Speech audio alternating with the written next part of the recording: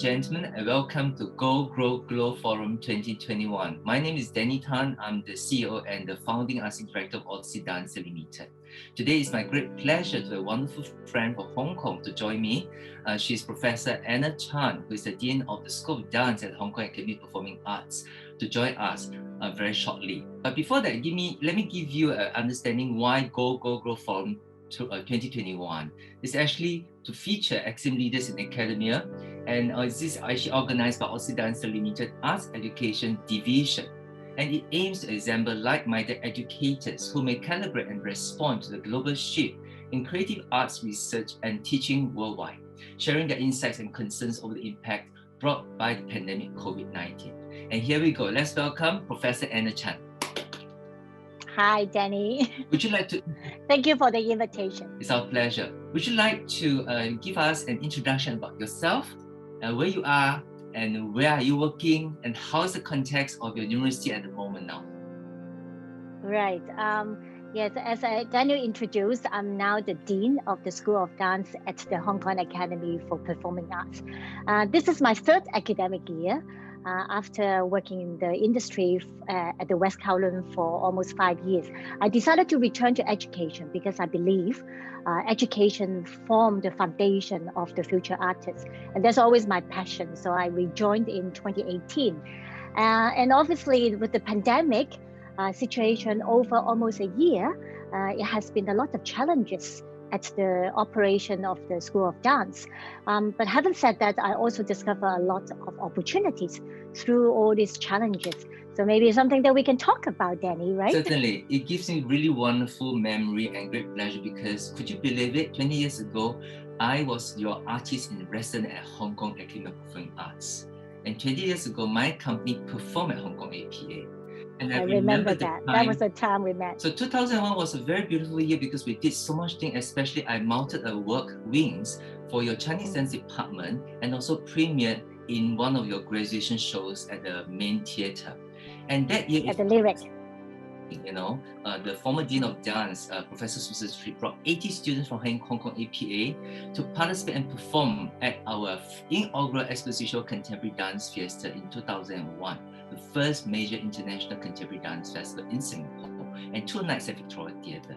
So summing up all these things, so I have lovely memories. I had a very understanding of how the space is like, the luxury in terms of opportunities, the space, the kind of adventurous where you have influx of wonderful world teachers coming to Hong Kong APA. So back to Hong Kong APA in now situation, how, as you mentioned, about the hybrid situation that you are actually incorporating for your teaching philosophy in terms of combating for the COVID-19. Would you like to explain or highlight a bit more about how or where are you now in building the new capacity or reset for your university?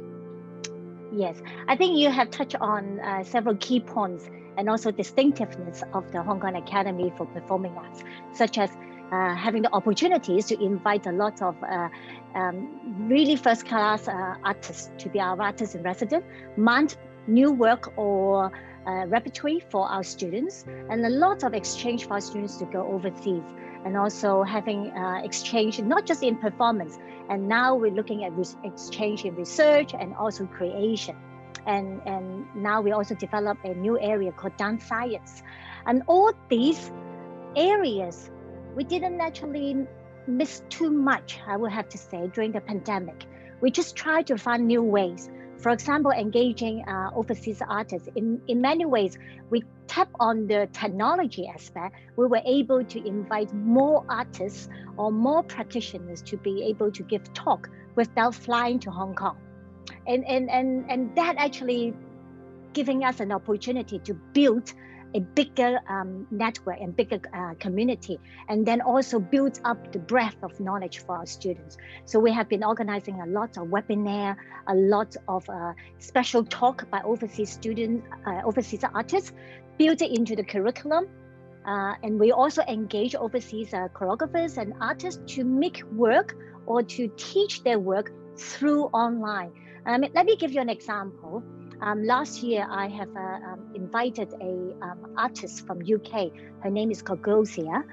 It's a very interesting female choreographer. So she came to Hong Kong for whole one semester as an artist in residence. So she was in Hong Kong, but unfortunately, we have to close down. So students were not able to come back. So what she did was she was conducting all the repertory courses through online, and then where our students were actually working at their home or back to their own countries or in a tiny little space. However, through that, she was able to use all the technology to capture more creativities from the students, and then use those materials become the foundation of her new work. And then when we all able to come back in, I believe it was in June, she was able to put everything together. And then we had a very good 3-4 weeks of, no, actually, possibly it's only 3 weeks of face-to-face with mask, teaching small groups at the HPA. And then we suddenly, we have to close down again. And all this sort of become a cycle of going back to on-site, going back to online, and back on-site. And but at the beginning, it was challenging. There was a lot of emotional, I would say, emotional adaptation, because dance students never actually really learn online. And we do need to acknowledge the shortfall of learning dance, learning repertory online. But let's put those aside. Students at the end was really collectively support each other. Now this work, hopefully, we will be able to put it as a live performance in May this academic year. So really looking forward to that. And then another example was we were able to engage a local choreographer called Yuri. I think in Asia, a lot of people would have known him. He is currently the artistic director of City Contemporary Dance Company. So when we were talking about restaging his work, we wanted to do it in the Lyric Theatre, that way, Danny, you put your shows in the biggest theater with like 1,200 audience in a very big stage. When we were discussing that, again, things just suddenly closed down, shut down. So Yuri immediately adapted into an online teaching mode. And that was so touching. Throughout the 16 weeks, we were able to conduct everything in a hybrid nature. Only last weekend, we present the excerpt and a new version of Butterfly Lovers in our Dance Studio 1. It was actually become our first live performance in a year and a half of this situation. So I think continues to having overseas artists working with us, we just need to tap on new opportunities and new ways of engaging. Now, students exchange, even though because of the border closed and also students were not able to travel to Europe or Asia or even exchange with like-minded institutions, we try our best to conduct student exchange through a online platform, and also having students to actually network and have conversations with overseas students are something that we are building on at the moment. Last semester, I was able to connect with 12 different institutions with the deans, and then we informally form a consortium to support each other through the COVID situations. And then by sharing knowledge, sharing information, sharing the best practice amongst us, and then we learn from each other. I think the next level we want to develop is a student exchange. There's amazing things that can happen. Fantastic that you have shared so many new possibilities brought by the constraints. Even though there may be setback initially, I think the strong will and the united collective energy that pull through, and now you're beginning to see the fruits of the hard work with new potential outcomes, arising from, because I think for performing arts, most of the time people are always thinking that how do you able to perform or come together where there's no physical contact, or when it comes to social interaction, which dance is always a most challenged art form as compared to visuals or even music, isn't it? But very thankful for you to share so much of the new insights of how you have overcome. I suppose it's about learning and also going through that processes of experimenting. I think it's also forced us to also look at dance where it might not just be presentation on stage, because there are a lot of other potentials for the audiences to experience dance. You mentioned something about science lab. I'm just curious about what is a prospect that you may have observed in terms of the trend for dance and science coming along? Right.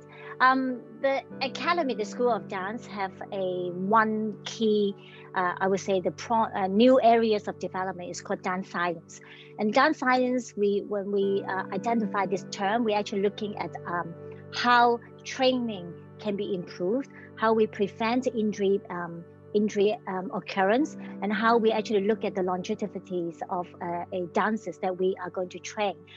So we developed this dance science lab in a new building, integrating a lot of our course content with the training.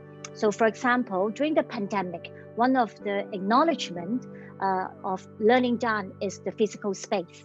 Not able to come back to a physical studios. And then a lot of our students living in the Asian countries, as we all know, would not have a good space to even stretch the arms, jumps, or even do bigger movement. As we all know, we are living in a much smaller environment. But training has to be ongoing. Otherwise, our students cannot continue with the education here. So my dance science team develop a series of online support body conditioning, movement exercise that target to certain areas of learning. For example, we do Pilates. We also offer yoga training specialized for dancers. We work with the ballet team, ballet faculties to develop exercise that's suitable for students to work at home, so that they can maintain a certain kind of technical proficiencies and also strength development. And then we work with Chinese teams and also our contemporary dance team. So for this academic year, we develop our own in-house 16 body work videos covering mindfulness, wellness, dance training, and dance body conditioning. And these 16 videos, we roll it out to the students. So if they feel the need to do more, they will be able to access by themselves on our school campus. But all these videos are very different from what they can get from just from the normal Googles or YouTubes, because those are for general population. I believe we do need to develop something more suitable, tailor-made for the dancers. Now, for this second semester, we also collect the feedback from our students, and they want more. They really feel like they want more. What do they want more? They want more sort of therapy, cool down, conditioning exercise, because they envision this semester we are able to come back to studios. There will be more training, more time dancing. But because students already equipped with understanding the body and wellness, so they ask for more cooling down exercise. They ask for more support on looking after the body, maybe some therapy exercise. So we're in the process of developing in this sort of teaching resource for our students. Fantastic. So the more I hear from it, it's like getting myself very excited, where the students are very fortunate to be holistically looked after, especially when it comes in face of pandemic. First thing that people come to the mind is about wellness, about the welfare of the students. They've been in lockdown situation at home, can't stretch, can't move, and how do they physically, emotionally, and mentally be well prepared when things are settled down. Even things might be prolonged, especially that with the COVID situation around the world, that hybrid will be the key term.